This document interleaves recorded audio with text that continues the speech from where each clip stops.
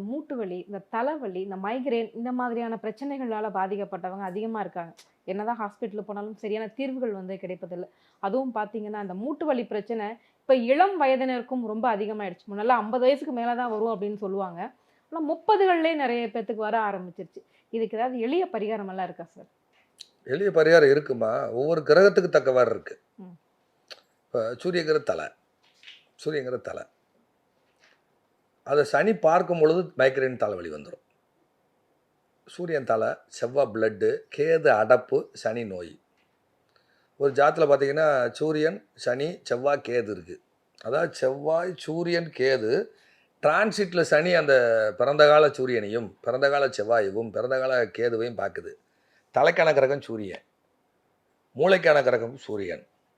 கேதுங்கிறது கை வைக்க முடியாத சிக்கலான நரம்பு பூரா கேது. செவ்வாய் பிளட்டு. அப்போ கேதுங்கிற டியூப்பு. கேதுங்கிற டியூப்பு. அப்போ டிரான்சிட்டில் இருக்க சனி அதை பார்வை செய்யுது. அப்போ தலைக்கு போகிற நரம்புகளில் அடைப்பு ஏற்படும். அதுக்குள்ளே அடைப்பு ஏற்படும். அப்போ மூளைக்கு போகிற நரம்பில் சிக்கல் வந்துடும். அதுதான் ஸ்ட்ரோக்காக மாறுறது. கூட புதன் சேர்ந்துருச்சுன்னா ஸ்ட்ரோக்கு, 100% ஸ்ட்ரோக்கு.